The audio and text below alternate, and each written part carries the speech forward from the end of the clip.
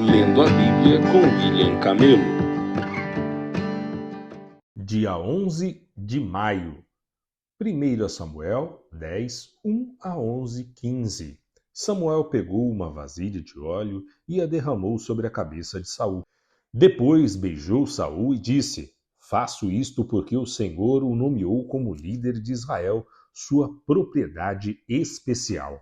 Hoje, quando você partir, verá 2 homens ao lado do túmulo de Raquel em Zelza, na divisa de Benjamim.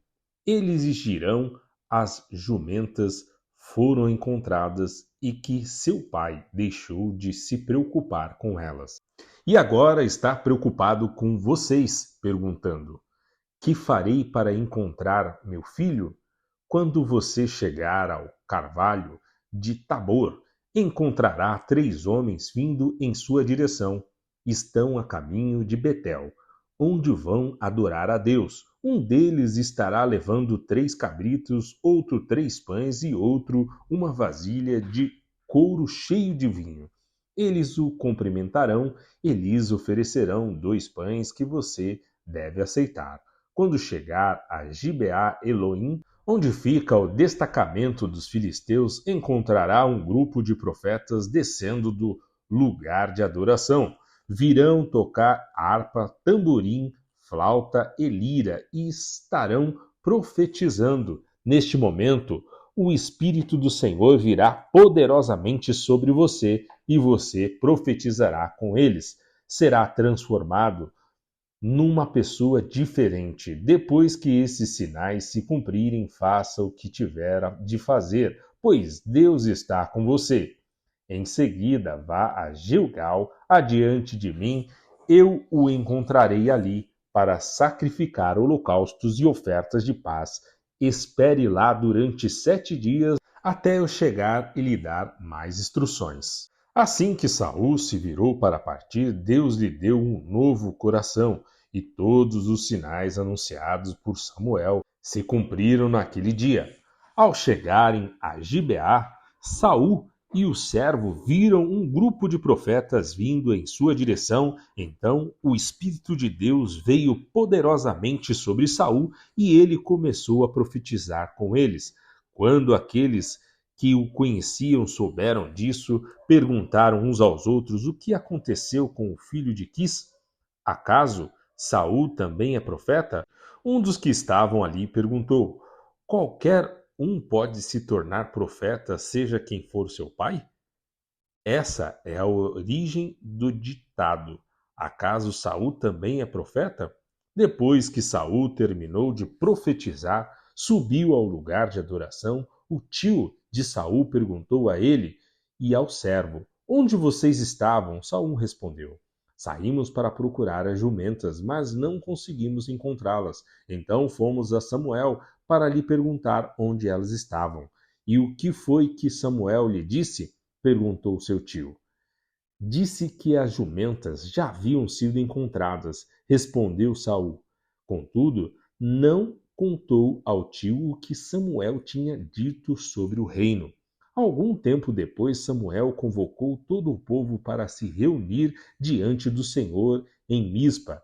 Disse ele aos israelitas: assim diz o Senhor, o Deus de Israel: eu os tirei do Egito e os livrei dos egípcios e de todas as nações que os oprimiam. Mas apesar de eu ter resgatado vocês de suas angústias e aflições, hoje vocês rejeitaram seu Deus e disseram: queremos um rei. Agora, portanto, apresentem-se diante do Senhor, de acordo com suas tribos e seus clãs. Então Samuel reuniu todas as tribos de Israel e a tribo de Benjamim foi escolhida por sorteio. Em seguida, Samuel reuniu cada família da tribo de Benjamim e a família de Matri foi sorteada. Por fim, Saul, filho de Quis, foi escolhido dentre eles. Quando o procuraram, porém, não o encontraram. Por isso perguntaram ao Senhor: ele já chegou?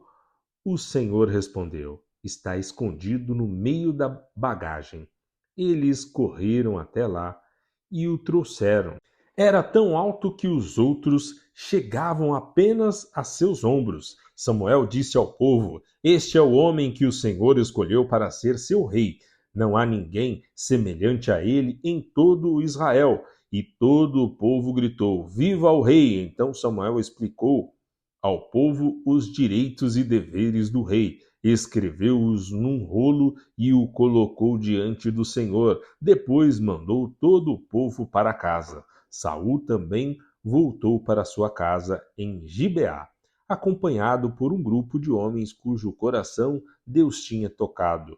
Havia, no entanto, alguns desocupados que debochavam: Esse sujeito nunca nos salvará. Desprezaram Saul e se recusaram a lhe trazer presentes, mas Saul não lhes deu atenção. Cerca de um mês depois, Naás, rei de Amon, avançou com o seu exército contra a cidade de Jabes-Gileade.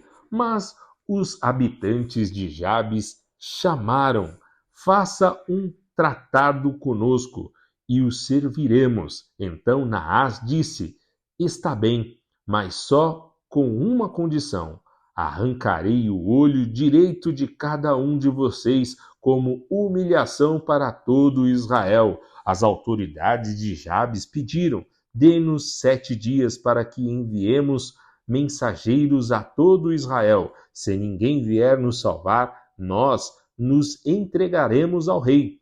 Os mensageiros chegaram a Gibeá, cidade onde Saul morava, e relataram ao povo a difícil situação de Jabes de Gileade. Todos choraram em alta voz. Quando Saul voltou à cidade, trazendo seus bois do campo, perguntou: O que está acontecendo? Por que todos estão chorando? Então contaram-lhe sobre a mensagem de Jabes. O Espírito de Deus veio poderosamente sobre Saul e ele se enfureceu. Pegou 2 bois, cortou-os em pedaços e enviou mensageiros para levá-los a todo Israel com o seguinte aviso: Isto é o que acontecerá aos bois de quem se recusar a seguir Saul e Samuel na batalha. E o terror do Senhor caiu sobre o povo de modo que todos saíram para guerrear como um só homem. Quando Saul os reuniu em Bezeque, viu que havia 300.000 homens de Israel e 30.000 homens de Judá. Então Saul enviou os mensageiros de volta a Jabes, Gileade, com o seguinte aviso: Salvaremos vocês amanhã, antes do meio-dia. Quando os habitantes de Jabes receberam a mensagem, houve grande alegria em toda a cidade. Então os homens de Jabes disseram a seus inimigos: Amanhã nós entregaremos a vocês e poderão fazer conosco o que quiserem. No dia seguinte, porém, do amanhecer, Saul chegou com seu exército dividido em 3 destacamentos. Atacou os amonitas de surpresa e na hora mais quente do dia já os tinha derrotado completamente. Os restantes do exército amonita se dispersou de tal modo que não ficaram 2 soldados juntos. Então o povo disse a Samuel: Onde estão aqueles que perguntaram por que Saul deveria nos governar?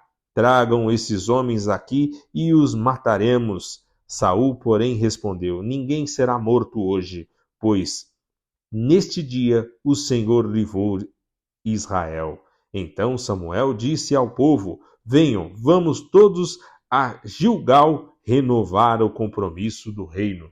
Então todos foram a Gilgal e, numa cerimônia solene diante do Senhor, proclamaram Saul como rei. Depois trouxeram ao Senhor ofertas de paz, e Saul e todos os israelitas muito se alegraram. João 6, 43 a 71. Jesus, porém, respondeu: Parem de me criticar, pois ninguém pode vir a mim se o Pai, que me enviou, não os trouxer a mim. E no último dia eu o ressuscitarei. Como dizem as Escrituras, todos eles serão ensinados por Deus. Todo aquele que ouve o Pai e aprende dele vem a mim. Não que alguém tenha visto o Pai, somente eu que fui enviado por Deus o vi. Eu lhes digo a verdade, quem crê tem a vida eterna. Sim, eu sou o pão da vida. Seus antepassados comeram maná no deserto, mas morreram. Quem comer o pão do céu, no entanto, jamais morrerá. Eu sou o pão vivo que desceu do céu. Quem comer deste pão viverá para sempre, e este pão que eu oferecerei para que o mundo viva é a minha carne. Então os judeus começaram a discutir entre si a respeito do que ele queria dizer. Como pode esse homem nos dar sua carne para comer? Perguntaram. Então Jesus disse novamente: Eu lhes digo a verdade, se vocês não comerem a carne do Filho do Homem e não beberem o sangue, não terão a vida em si mesmos. Mas quem come minha carne e bebe meu sangue terá vida eterna, e eu o ressuscitarei no último dia, pois minha carne é a verdadeira comida e o meu sangue é a verdadeira bebida. Quem come minha carne e bebe meu sangue permanece em mim, e eu nele. Eu vivo por causa do Pai, que vive e me enviou. Da mesma forma, quem se alimenta de mim viverá por minha causa. Eu sou o verdadeiro pão que desceu do céu. Seus antepassados comeram maná e morreram. Quem comer este pão não morrerá, mas viverá para sempre. Ele disse essas coisas quando ensinava na sinagoga de Cafarnaum. Muitos de seus discípulos disseram: Sua mensagem é dura. Quem é capaz de aceitá-la? Jesus, sabendo que seus discípulos reclamavam, disse: Isto os ofende? Então, o que pensarão se virem o Filho do Homem subir ao céu onde estava antes? Somente o Espírito da vida, a natureza humana não realiza coisa alguma, e as palavras que eu lhes disse são espírito e vida. Mas alguns de vocês não creem em mim, pois Jesus sabia desde o princípio quem não acreditava nele e quem iria traí-lo. E acrescentou: Por isso eu disse que ninguém pode vir a mim a menos que o Pai o dê a mim. Neste momento, muitos de seus discípulos afastaram dele e o abandonaram. Então Jesus se voltou para os 12 e perguntou: Vocês também vão embora? Simão Pedro respondeu: Senhor, para quem iremos? O Senhor tem as palavras da vida eterna. Nós cremos e sabemos que o Senhor é o Santo de Deus. Então Jesus disse: Eu escolhi vocês 12, mas um de vocês é um diabo. Ele se referia a Judas, filho de Simão Iscariotes, um dos 12 que mais tarde o trairia. Salmo 107, 1 a 43. Deem graças ao Senhor, porque Ele é bom. Seu amor dura para sempre. O Senhor os resgatou. Proclamem em alta voz. Cantem a todos que Ele os resgatou de seus inimigos, pois Ele reuniu os que estavam exilados em muitas terras do leste e do oeste, do norte e do sul. Eles vagavam pelo deserto, perdidos e sem lar, famintos e sedentos. Chegaram à beira da morte. Em sua aflição clamaram ao Senhor e ele os livrou de seus sofrimentos.